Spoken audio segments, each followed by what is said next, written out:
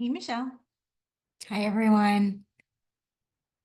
We'll give everyone a few minutes to log in.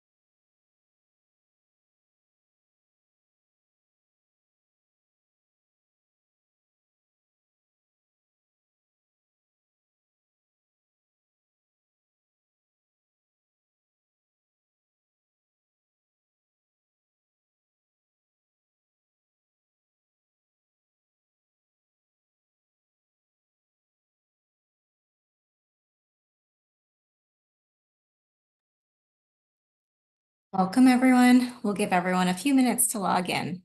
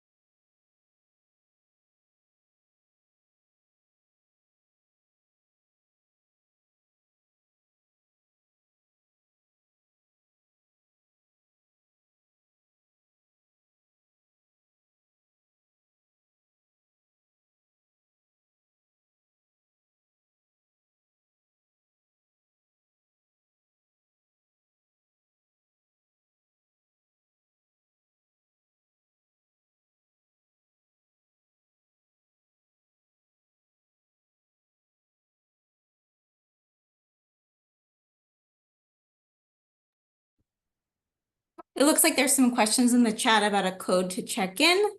Not sure what that's referring to, but we do have a registration list and can share, the attendance back with your leagues if that's what that's about.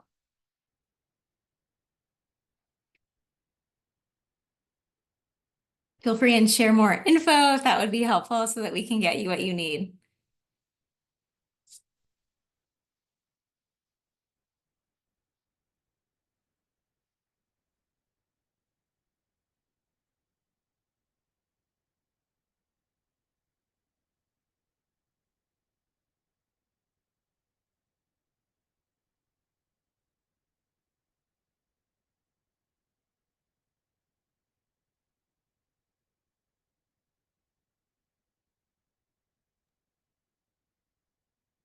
All right, Brooke, should I go ahead and get started? All right, Yeah, go ahead, Michelle. Thanks, Brooke. Out of respect for everyone's time, we love to get started exactly at 7. Don't worry, we'll catch folks up for the little bit that we're gonna do now. But thank you for being here. My name is Michelle Vidal. I am the president-elect for Junior League of Miami, and excited to be our upcoming centennial president as well. Brooke, I'll give you a little bit to introduce yourself too.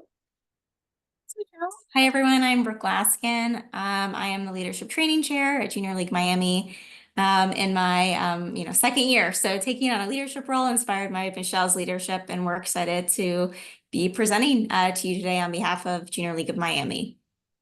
Yeah, so I'm really excited to be doing this with Brooke. I was last year's leadership training chair, and I have been with Junior League of Miami for over 16 years, been a sustainer twice, and I keep coming back as an active. So for those of you who are just starting on your journey, I hope you kind of take the circuitous route like I did. There's no one way path to leadership, right? So I I'm very excited that we are running this training for today. Today, we are going to be using a variety of interactive tools. So I hope that you are in a space that you're going to be able to unmute, to be able to participate in the breakout sessions. We want to make sure that this is an engaging session for you all. Can you go to the next slide, please? All right, so just a quick thank you for everybody who's here this evening. I think we had about 50 people sign up. And I know a lot of you are coming from very different leagues, and some of you are joining probably similarly to our league. We were like, hey, join this training. So we're doing this training as a collaboration with the Junior League Training Collaborative, which I'm so excited that we have this because I feel like visibility and training has been a huge part of our strategic plan in this year, in these past years. And there's only so much you can do as one league, but opening it up to everybody else, I feel like we're really empowering each other, gaining different perspectives. And for me, that's extremely important. I myself come from an education background. I was an educator for 10 years and then moved into HR and the private sector and nonprofit work specifically. So responsible volunteering, this topic was an extremely important topic for me to be able to share with Junior League of Miami and hopefully for the entire collaborative. We wanted to choose this topic because of its tie to effectively advancing nonprofit leadership, which is the theme of Junior League Collaborative this year. It intersects with DEIB, something that Junior League of Miami is very passionate about, advocacy, leadership, critical thinking, and so much more. We're going to talk a little bit about empathy within the community. We're going to talk a little bit about our history as a junior league and how we're getting to where we are now. In conjunction with this, on October 17th, Junior League of Spokane and DeKalb leagues are going to be running an ethical storytelling training, which we think is going to run very smoothly with this particular training, and is a nice segue for that training. So if you can join on October 17th, I believe that's going to be the next training that's going to be shared with the collaborative. We did pilot this out with our own internal league. So we got some feedback from them. So hopefully we would love feedback from you all to make sure that this is a strong training for the future. So we're excited to see how this goes, hear from you all, and understand your experience so we can make this better for next time. And just like Michelle talked about her background outside of the Junior League, my background outside of Junior League is in nonprofit consulting. And so I'm privileged to be able to do a number of trainings often for volunteers and board members. And we'd encourage you to take the mindset of today's training really more as a coaching opportunity. We all come to this with diverse perspectives, experiences, and values. And, training truly sometimes is about learning procedures and rules, but when it comes to being a responsible volunteer, sometimes you've got to think critically. And we hope that today's discussion empowers you to have the tools, the resources, and the questions to ask to be able to be the best version of what volunteering looks like for your league. So just a note on that as we dive into today's discussion. We want to start with a little bit of self-reflection and group reflection as well. We want to make sure that even though we're in a big group, that we get everyone talking and thinking right up front. So what we'd love for you to do is use the chat feature that we've got in the Zoom function. And we want you to just think about a recent time you volunteered. Maybe it was with Junior League, maybe it was outside of the league, maybe with your kid's school, maybe with your place of worship, maybe at a cause that you care about, but perhaps it is with the league. We'd love for you to just drop it in the chat, but also introduce yourself too so that we can get to know each other. So feel free and introduce yourself, your league, and a place that you volunteered with recently.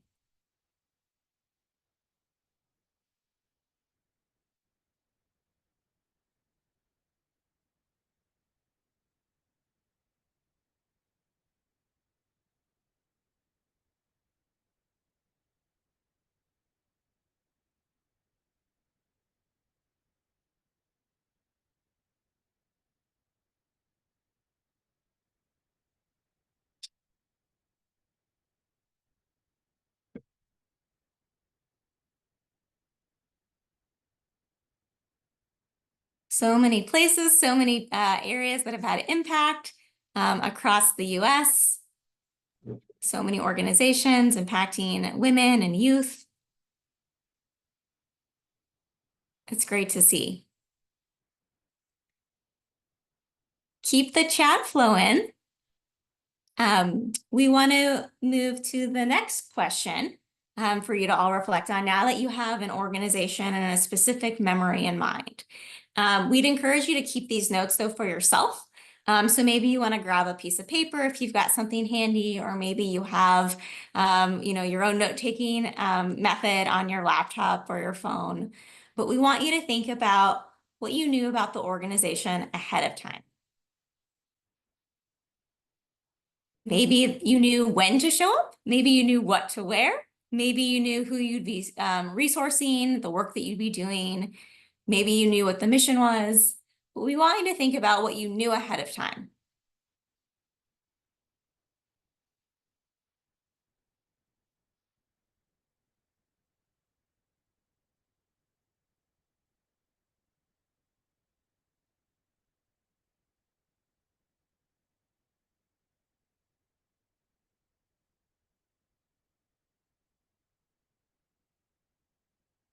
Okay, now we're going to take it a step deeper now.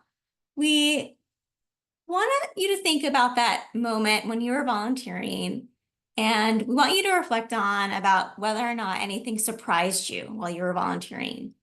And if you had a change in perspective after volunteering, was it what you thought it would be? Was it different? Did more people show up, for food distribution at the food bank than you expected? Did you run out of supplies? Were you surprised to see that you weren't dressed appropriately? What surprised you? And did you have a change in perspective after? And feel free and keep these notes for yourself, or drop them in the chat.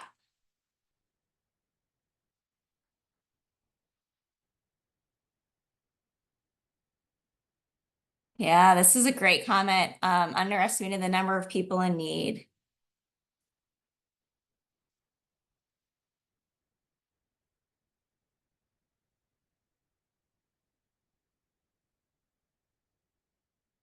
Okay, another question to keep on with reflection and ideation. We're curious about where you feel like you made the biggest difference, the biggest impact when you were volunteering with that organization at that day. So when you packed up, you got in your car and you thought to yourself, gosh, I made a difference. What's the story behind it? Is it from somebody you interacted with? Is it in the, number of, groceries distributed? Is it the connections that were made? This is a great comment. Help the client meet their immediate needs and see a way to a better situation.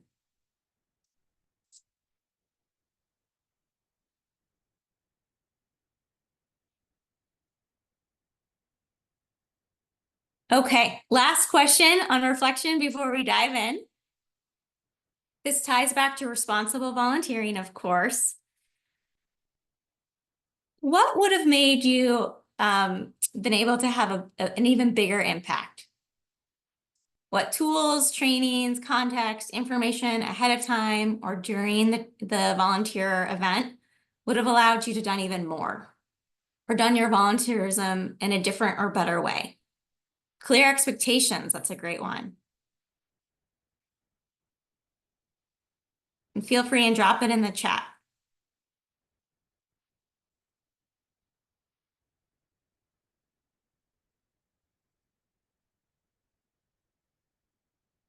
It's great. Documentation of what your league did last year and how they set up the volunteer event for success. Understanding where to find supplies to be more efficient. Yeah, these are great comments. Keep the chats coming. We love seeing all these answers. We hope you understand why we went through this grounding exercise tonight, because we ended up with answers and responses about how we can step up and step in a more prepared way. And that's what tonight's session is all about. This is a session where we hope that you don't, log off and forget about what we discussed tonight, but we truly think that tonight's session is content that you'll be able to think about and bring back to your league's work, into the volunteer opportunities that you show up as a volunteer or as somebody that's organizing those volunteer events. So thank you for sharing that with us tonight. Before we dive into further aspects of our training, I'm going to toss it back to Michelle to talk through some ground rules. Everyone. So I'm going to talk about our virtual house rules over here. I'm physically in the Junior League of Miami house. Peep the presidents on the back wall over there, and hi to all of the JLMers out there. We do have something that we like to do before every training, and that's just to ground us in what the expectations are of the space. So these are our 4 house rules for the evening. 1, be curious. Approach this with an open mind, ask questions, engage with the content. It doesn't have to be questions that you ask out loud. You can ask in the chat, you can ask of each other, but you can also just question your own thinking and your own perspective as well. The second is assuming positive intent. I don't know where you're from. I do not know what you have experienced. You do not know exactly where I'm from and what I have experienced. So I'm going to assume that something that you say here is meant with positive intent. This is meant to be a safe space. So I want to make sure that if somebody says anything that triggers a strong emotion, we want to try to assume that they did not mean any ill will. We want to be gentle, and this is on all spectrums of learning. We want to make sure that we're gentle on ourselves, but also gentle with each other. I am not a 100% expert in this space, right? I have worked in the nonprofit world. I have volunteered the majority of my life. I have had some training in DEIB, but this is not exactly something where I would consider myself a full-fledged expert. So I want to make sure that as we engage with one another, we're giving each other the gentleness and the positive intent of the space. The other that I'm going to ask you for is to step up and step back. So if you are normally the type of person who dominates the space, you like to process out loud, maybe this evening you try to step back and you listen to other folks. If you are the person who likes to process a little quietly on your own, I would like to challenge you to kind of step into the space a little bit more and engage a little bit more with everybody. So those are our house rules. For those of you in other leagues, we do change our house rules every once in a while, just depending on the space that we're in. But we're going to focus today on being curious and being gentle and assuming positive intent and giving space to others. And like always, we welcome collaboration from others. So if you have another house rule that your league uses or something that you think would be helpful for us to keep in mind today, use the chat feature. It's here, it's flowing, and we welcome you to include additional ideas into it. So keeping us moving along, we want to just give you an overview of what to expect for the balance of the evening. The good news is that we plan to wrap by 8 p.m. Eastern time, so within the next 45 minutes to respect your time. We've already checked the boxes on our welcome and our grounding activity of reflections. We're going to also cover a bit about volunteerism within Junior League, why we do it, what's the history behind it. We're going to talk about why we all individually volunteer, what are our motivations, and we're going to talk about responsible volunteering can look like. It can look like many things. We won't cover them all tonight, but we'll give you a teaser of a few.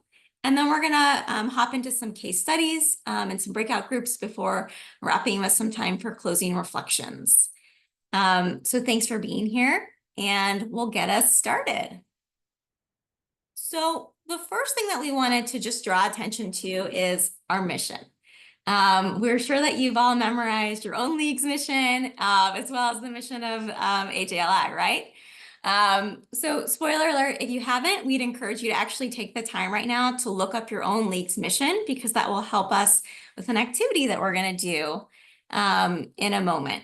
So if you could just take a look at your own league's mission, we'd love for you to just do a little bit of comparison against AJLI's mission against your own to determine where the overlap and alignment is with volunteerism. And then what we'd love for you to do is to scan this fancy QR code and drop in a few words, when it pops up on your phone, to point out the words of alignment. So for example, you may see alignment between your league's mission and AJLI's mission around, volunteers, training. But just take a moment, pull this up, and let's see what our word cloud allows us to see.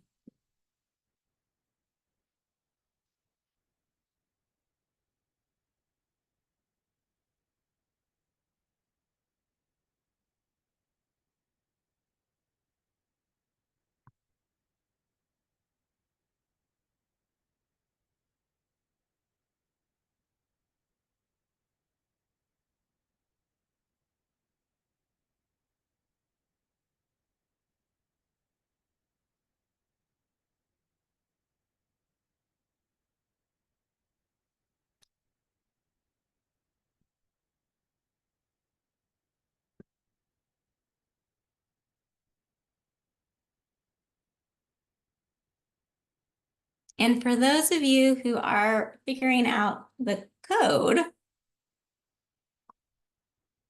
we will be sure and get that squared away for you so that you have that information.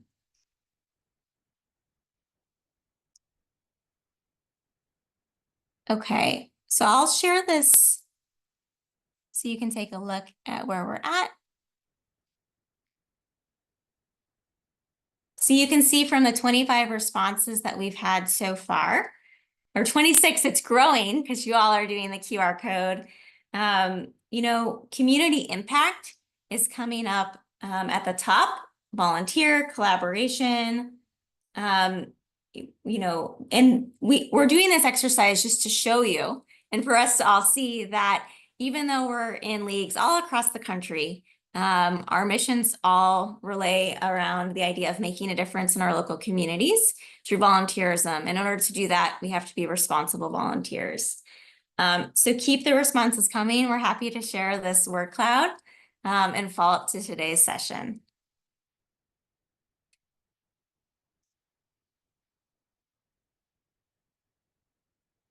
Okay, I'm going to pass it over to Michelle now to talk a little bit about our history and how our mission, is rooted in volunteerism. I'm going to talk a little bit about our shared history through junior AJLI. So I did see that there were quite a few folks who are new members, and this might even be your first training that you're joining. So Junior League started with a vision from Mary Harriman. The next few snippets are actually coming from Junior League's 100 Years of Service, which is a great book if you want to learn more about our Junior League roots. And this all started in New York, and Mary Harriman was a debutante, and she was seeing the settlement houses that were right next door, essentially homes that were becoming overcrowded, people living in poverty because of the rise of industrialization and urban and like the congestion happening within urban cities. So she wanted to make a difference, and she said, hey, you know what? There's all of this suffering and poverty, and I really want to make a difference in this. And so she raised her hand and she said, I will volunteer and I will do this. Very quickly, she started to realize that she was in over her head. And she needed to learn from other people. She needed to understand why this was happening, what resources were available. And so this is how Junior League started, as not just volunteering and saying, hey, I think this is what you need. I'm going to give you what I think you should need, but really moving into, oh, okay, so I'm listening to experts and I'm willing to get trained around this. Can you move over to the next slide, please, Brooke?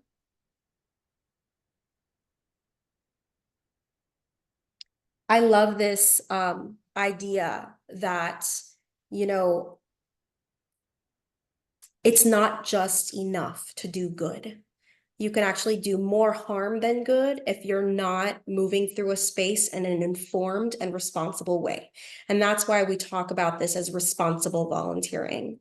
Um, uh, you can read in this snippet here is how Mary Harriman and her colleagues, they went on and sought their own training. And this is essentially how Junior League started out as, is this group of women seeing a need and wanting to fulfill and help with that need, but realizing, okay, so we actually need to understand what is going on and make sure that it's either not just a Band-Aid fix or not really setting anyone back, but really moving through this in a responsible way.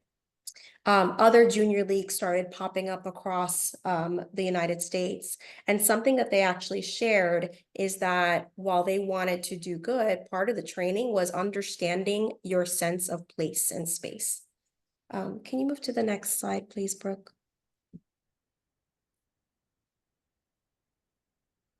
Mary Harriman reached out to the other junior leagues and said, hey, you have your own conditions within your own city. We cannot tell you what to do within your community because communities have their own identity.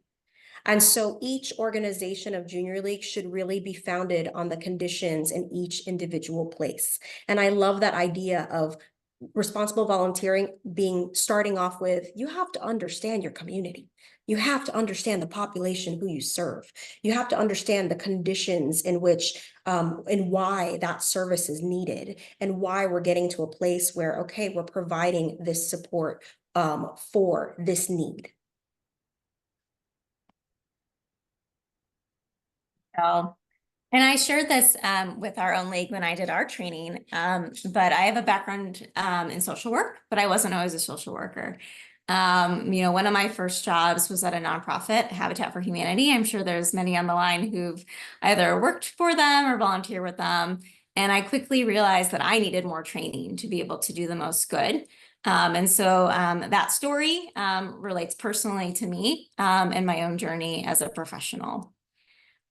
We want to talk with you a little bit as well about, volunteerism, right? It's core to our mission, and it's something that we do at Junior League, but we're not alone, right? You can see the staggering stats here, but, more than 60 million people volunteered, largely in the year of, post-pandemic when there was a lot of need going on in the world. We keep track of our hours at our Junior League. I'm sure that all of you do too.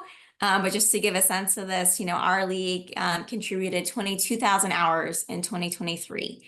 If this is a stat that you're unsure of for your own league, we'd encourage you to find it out, be informed, be educated about the impact your collective league is doing in your community. And you might be able to find this in your annual report.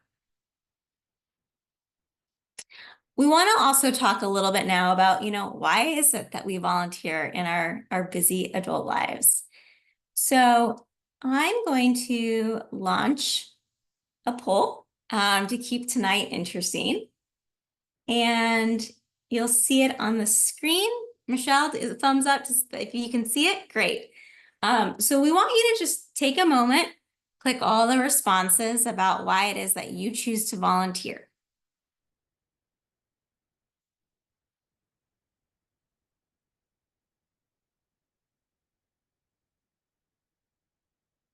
Give it a couple more seconds before we share the results. So it looks like we've got plenty more thoughts still coming in.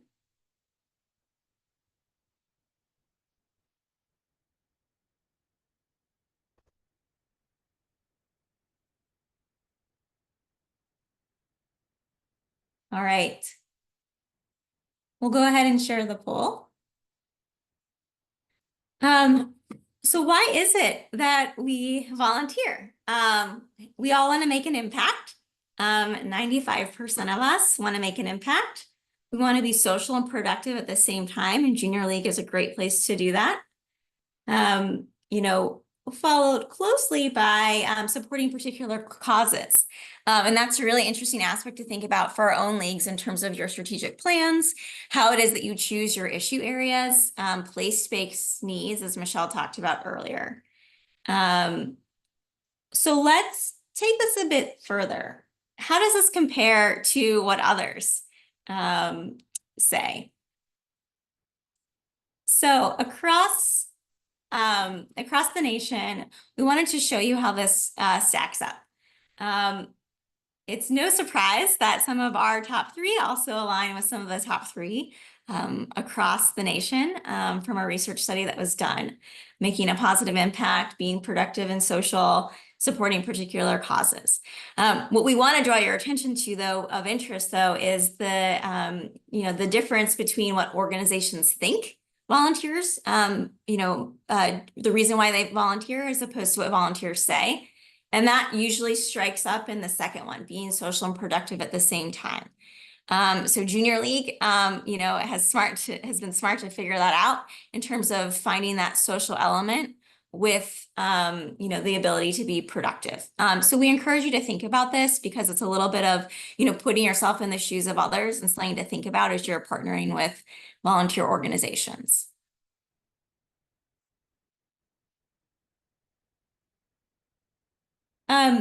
And we also know, we all volunteer for different reasons, as we talked about, but there's many benefits as well. Tons of research has been done on this if you're a data nerd and want to check it out. But certainly it's good for your health, it's good for your well-being, and it supports the community as well. But it also helps with driving financial revenues. So think about a time that you volunteered. Chances are it got you more interested in learning about the organization, and maybe you in turn decided to donate to that organization. So sometimes being a responsible volunteer also means donating to them, if you have the means to do so, and it's aligned with your own philanthropic priorities. So food for thought as you think about different ways to be responsible. So speaking of which, Michelle, you want to kick us off with a little bit about, what responsible volunteering looks like. So we talked a little bit about understanding your community needs and understanding the space needs. So I want to explain how different junior leagues identify their focus areas. So if you don't know how your league identified its focus area, you should probably ask, like, hey, how did we come up with this? Because each league, especially for those of you who are new, each league might have a different focus area. So for example, here in Junior League of Miami, our focus area is surrounded with women and children at risk and food insecurity. So about 3 years ago, in Miami, 2021, we actually changed our focus area. We were much more centered around domestic violence. We actually have one transitional house here in Miami that supports over 50 families. And that's still our flagship project. But during the pandemic, we started realizing that there was a great need for supporting food insecurity. Can you go ahead and move to the next slide, please, Brooke? Thank you. So one of the things that we looked at was like identifying some information and statistics on how is Miami being impacted by food insecurity. So when you think about food insecurity, you're thinking about access to food, you're thinking about nutritional food, and Miami is a very unique space. We're in a peninsula, supply chain, it is an issue, cost of living is extremely high. So food gets significantly more expensive down here in Miami because of the fact that, a truck can go all the way down and deliver food to us, but then they're coming up empty, which means that they're not being profitable. So that's like one of the reasons that affects us, right? We have we use all of these tools, and then we worked with our mayor's office. We worked with asking our members what we felt the best need is, and do we feel like this is somewhere where we can sink our volunteer hours and our grant money into, because we do provide, our league provides grants to the community. So these are it was a combination of what do the people within our location need, as well as what do our members want to be able to do. Because as you saw in the last one, folks join Junior League because they want to be social and giving. So we wanted to make sure that it was like motivational for everybody.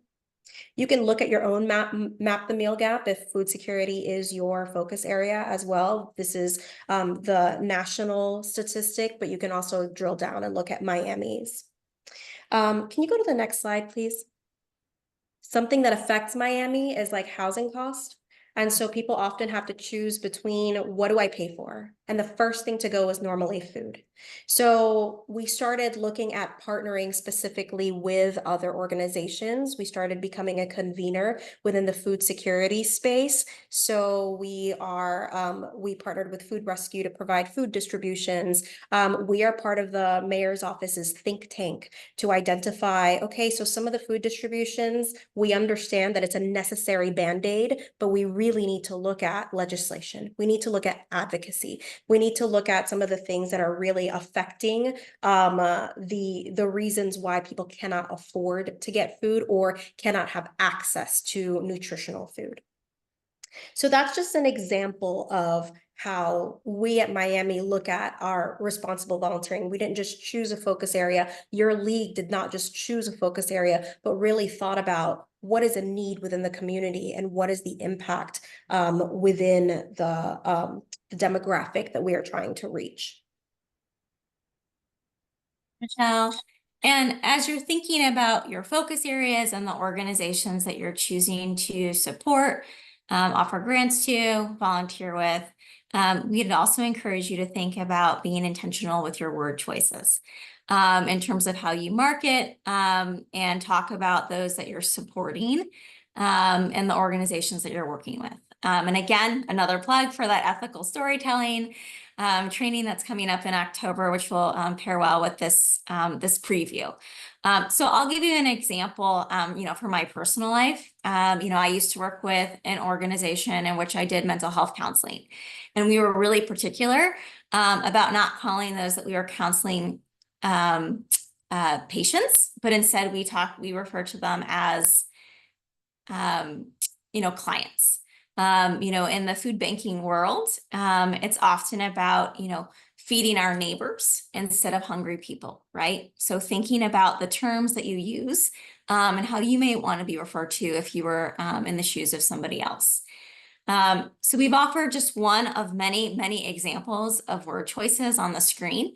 If you have others that you've, want to guide the group on, feel free and use the chat. But again, want to highlight this particular one of, people experiencing a season of homelessness versus a homeless person. This is, leading with person first language. Homelessness is not the identity of the individual. And this crosses across many different categories as well. We'd encourage you to think about this. Perhaps if you have DEIB committees within your league, think about marketing, talk with, the nonprofit orgs that you work with to make sure that you are using the appropriate word choices. Yes, like for another example that I'd like to share is here in Miami, we do the food distributions, and something that we're very cognizant about is that you do not know who is food insecure. Somebody could roll up in a BMW, somebody could come in with a Gucci purse, but it could also mean that their family was laid off a year ago and they're holding on to these items because obviously they're not going to get rid of them. They had them before, or they have them now. And this is something that just because somebody looks a certain way doesn't necessarily mean that we should make flash judgments on what is happening within their lives. There's been a lot of layoffs across the United States lately, and that food insecurity is just something that continues to rise because of the layoffs that are occurring. The rising housing cost again. Another example is we have this transitional home, and something that we make sure to share to children especially is, are we saying language that says, hey, did your mom or dad tell you that? Are we saying things like, hey, is your adult telling you that? Because someone may not have a mom or a dad. They might be living with grandma. They might be living in foster care. Are we just highlighting like who the guardians are in their home? But even shifting that natural language of like, hey, why don't you tell your big people, or why don't you tell your adults that this is something that you can do with them? Thanks, Michelle, and thanks, Rachel, for dropping some thoughts in the chat. And please keep it coming so that we can all learn and grow together. Another area that we want to, call out is related to adhering to a code of guidelines. This will look different with every league and with every organization that you volunteer with. But a lot of times nonprofit organizations do have staff members that are dedicated to volunteer training. They do orientation sessions, perhaps they have a guidebook, but we'd encourage you, if you're, a VP of community or planning volunteer events for your league, to talk with that nonprofit partner to see if they offer some sort of orientation or training, or if they have a guidebook that you can provide to your league members so that they show up prepared, knowing what to expect. And have a baseline knowledge of, how they can make the most and best difference for that organization. They may have social media policies. This will be a case study that we'll talk about in a bit, but maybe you shouldn't be posting things on social media to protect those that are being supported as you volunteer. Perhaps the organization needs to track volunteer hours to report out to donors, to their board, to others. Maybe you have to sign a, confidentiality statement or something of that nature. So we'd encourage you to think about this and explore and ask about, what resources the nonprofit has for you as you step into volunteer in an effective way. And if there's other topics that you found useful that you've asked about as you've been volunteering, again, use the chat, share them so that we can all learn from our shared experiences. The last area that we want to talk about, ahead of breaking out into some breakout rooms, is the idea of leading with empathy. We all come from different backgrounds, different experiences. And while, we may not have been in each other's shoes, we certainly can try to think about, what it's like to have just been laid off, or to have just gone through something traumatic, right? Lead with empathy. You never know what the person that you're saying hello to is feeling on the inside. Michelle talked about some of those scenarios earlier, but you never know. And so the best thing that you can do is, lead with positive intent and lead with empathy. Just to give a story, about what it could be like to be in somebody else's shoes. You never know. Michelle told the stories about, the scenarios of those showing up for the food pantry. But COVID was certainly a time when many folks were laid off. And chances are that maybe you have somebody in your life, or somebody you're maybe just a connection or two away from, or maybe it was you that was impacted. So for me, my dog walker during COVID, didn't have as many, clients. And so, as I was talking to him with one day, I found out that he was, turning to the food bank for support. So it was important for me to maintain him as a client of mine, to support him because I had the ability to do so at the moment. Perhaps there's a situation in which there's a senior couple who's worked all their lives. They've received Social Security, but they found themselves having to stretch between their budget, trying to choose between food and medicine. And then they end up, needing to lean on other resources, right? We never know what others are experiencing and going through. And so the best thing that we can do as volunteers, to say it again, is to lead with empathy.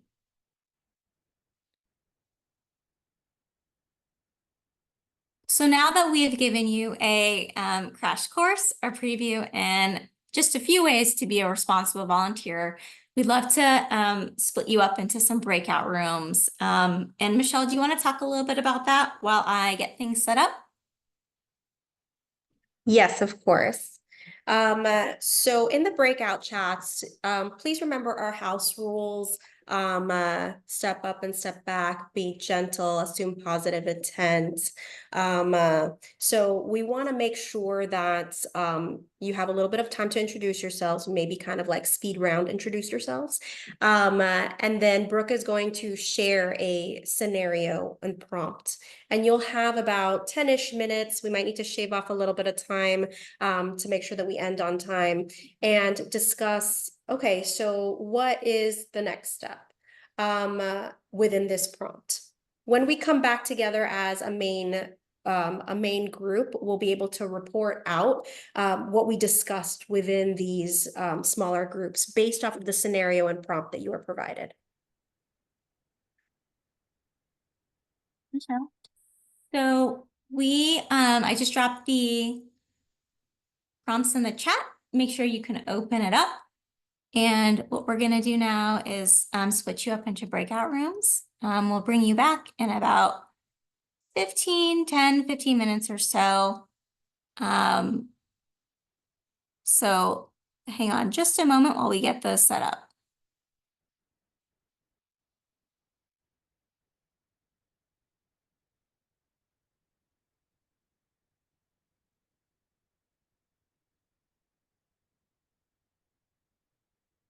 All right.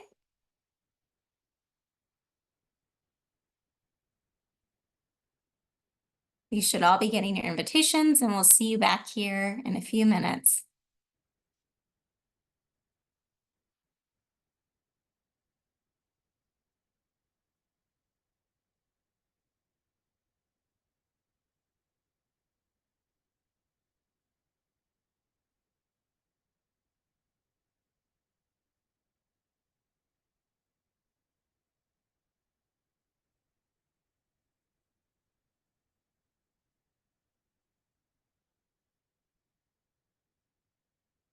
And for anyone who's still in the main room, if you'd like to have the invite resent to you, happy to do so. Or you can just hang out here until we bring the group back.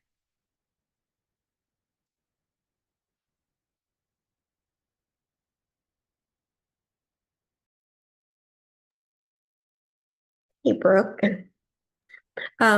Should we focus on particular case studies for sake of time?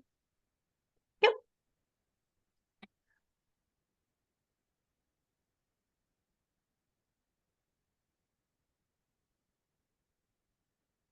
Could we focus on 1 and 2? Yep. And then maybe open up 3, 4, and 5 for anybody who wants to share. Yeah, let's do that. Okay.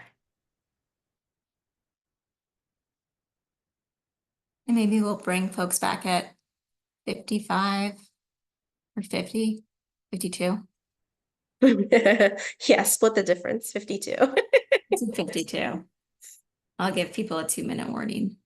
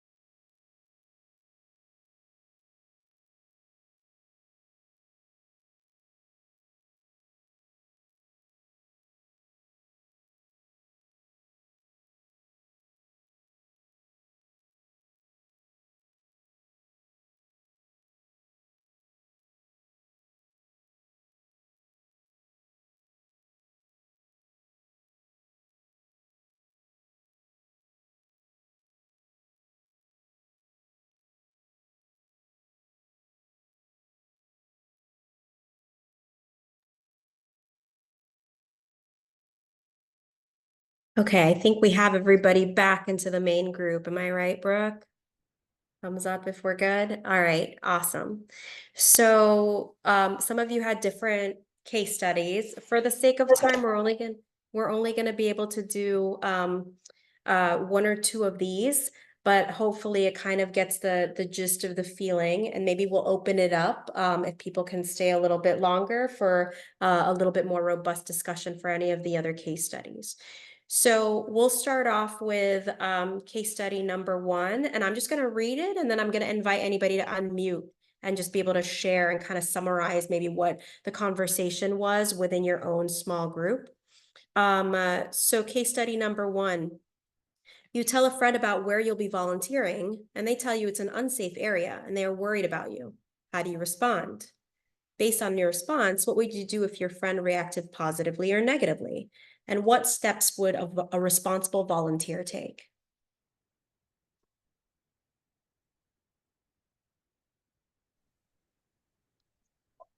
Something we talked about in our room, and hi, I'm Haley, I'm from the Junior League of Pittsburgh, was that first of all, like people want to classify areas as safe or unsafe based on pretty like surface level factors usually, or a lot of times they're classifying maybe like a low income area as unsafe.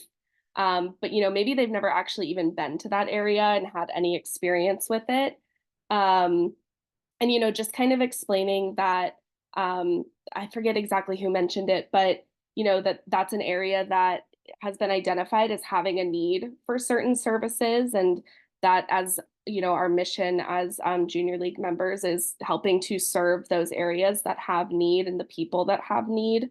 And maybe if they have a positive reaction to that, maybe not at a junior league specific event, but inviting them to come along to volunteer with you sometime and actually get experience, serving those people and meeting people in that actual community to, have actual experience with that and not just basing their opinion off of maybe things that they've heard or kind of those surface level observations of an area. Thank you so much. Um, uh, was there any other group who had case study number 1? I think it was just that group mainly. Well, we Oh, didn't know. my group talked Yeah. about it, and a response that I really liked was the answer of, "Well, I've got friends that live in this neighborhood." That's why I'm going there. Yeah, like showing connection to space can be really helpful. And I think those are both very good answers and very, different approaches. Something within our league, someone with a member within our league actually asked the question of, oh, I'd like to hear more about your specific experience within that area, and kind of calling out attention to maybe you haven't been to that area. So really being able to identify what uh, being able to make a connection about being within that space before you make judgment, right? And I appreciate the idea of not calling out people aggressively, but really just questioning. I think this is where we can, kind of going back to our house rules, be curious. What is prompting somebody to act positively or negatively within that space? Maybe they just don't know enough about it, and maybe they're hearing from other folks and they haven't been able to really experience that area before. All right, so case study number 2. You're in charge of social media at Junior League, and we'll be taking photos at an upcoming event. What steps would a responsible volunteer take before taking photos and posting content? And what will you do if someone created a post that you believe needs to be removed?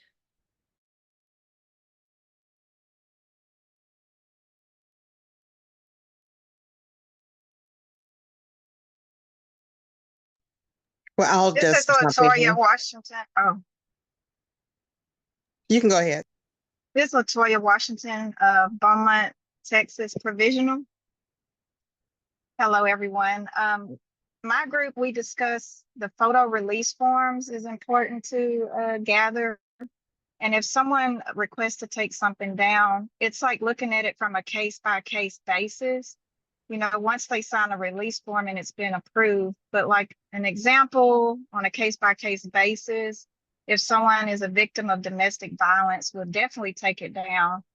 And that's kind of what we discussed on this case study. Thank you, LaToya. I think somebody else wanted to share something. It's hard for No, me I to was see. just gonna jump in and basically say the same thing as far as having permission. And then of course, lighting. Make sure that you're doing proper lighting for different photos, because sometimes people need a little bit more light than others. And making sure that your photos are diverse, and then just adhering to brand standards.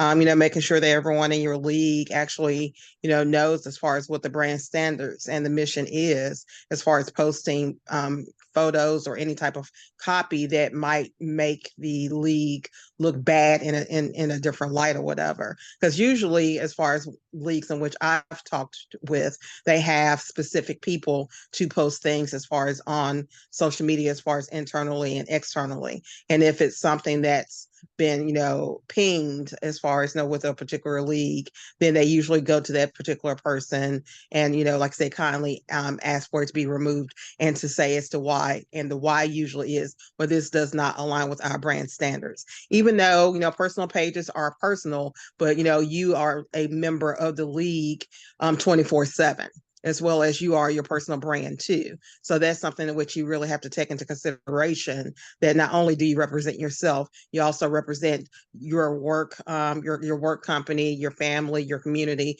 as well as the volunteer organizations that you're a part of. Thank you for sharing that. And I think this is where your own governing documents and your own procedural documents play a really good role in becoming responsible and remaining responsible volunteers. And maybe you have new members who are just really excited to be part of the league, and they're, snapping photos and tagging people, and then they didn't realize that we need photo release forms, and we have brand standards, and we want to make sure that there is alignment, and we want to make sure that we're being very careful about the copy that's being shared. And it can be a learning moment for folks too, right? I appreciate the sharing of the case for folks of domestic violence. Also, minors, be very careful about posting minors on there, especially if you don't have photo release forms, and just being overall very cognizant about even things in the background, right? Things like that, silly things like, hey, are you taking a photo of your entire committee, but somebody's laptop screen is being shared? Are you inadvertently sharing something on the laptop screen that should not be shared out into the world? So things like that. Responsible volunteering runs a gamut of things. It's not just about the the words you use, and we've already established that it's extremely important, and what you do, but also the procedures that protect the people that you are supporting and your organization. Brooke, a quick time check. I think we need to move on to the next part, but I just want to make sure. Yeah, so we hope that you're able to reflect on all those scenarios in your groups, but if not, we encourage you to take those back to your league, and perhaps you can convert this into a training for your new members as they dive into volunteering. And with that, we also ask you to all think about, what else does responsible volunteering mean to you? We did not cover all the different ways that you can be a responsible volunteer tonight. There are far too many ways to do so. So we'd encourage you to reflect a bit on this. Maybe it's from, things that you're thinking about now as you're planning for your own league year. But we'd encourage you to just think through what are the different ways, and feel free and use the chat. What we'd ask you to do now as we close out our session is to use the chat to drop in one thing that you're going to take away from today's session and bring back to your league as a volunteer or in your planning work. So give it a thought and type it out, and on the count of 3, drop it in. So 1, 2, 3. All right, let's see what you're going to bring back to your leagues. Language choices: assuming positive intent, Thinking about the communities in which you're volunteering, training volunteers, being mindful of language, governance adherence, so good. Intentional, training, being mindful, prepare beforehand. Yes, setting expectations both for your volunteers and the organization that you're volunteering with, leading with empathy. The list goes on. So we are grateful for you all joining us tonight. We've accomplished everything we meant to. We know that we're 4 minutes over, so we're grateful for the extra 4 minutes of time. We'll be in touch with a follow-up email with these slides, with the recording, and then also a link to a survey, which we've dropped in the chat. This is for the training collaborative as a whole, and it's the same link that you'll get for all the trainings that you attend so that we can continue to grow, improve, and get stronger as Junior League members. Thank you all for joining tonight. We're grateful for your time, your insights, and your participation. We will We'll see also you on- follow up via email about the code. I know that we had questions about the code, but I will be honest, we don't have a code in Junior League of Miami. So we were unsure about that. We think it's got to do with the fact that we're on Digital Cheetah and maybe some folks are on Member Essentials, or just the way that we operate is slightly a little bit different. So we will find out more about that code and try to get you that information via email. Yeah. And I know that there was a league that wanted to see the first slide to take a photo to get credit. So we're going to go back to that. Here you go. All right. Anybody need anything else before we call it a night?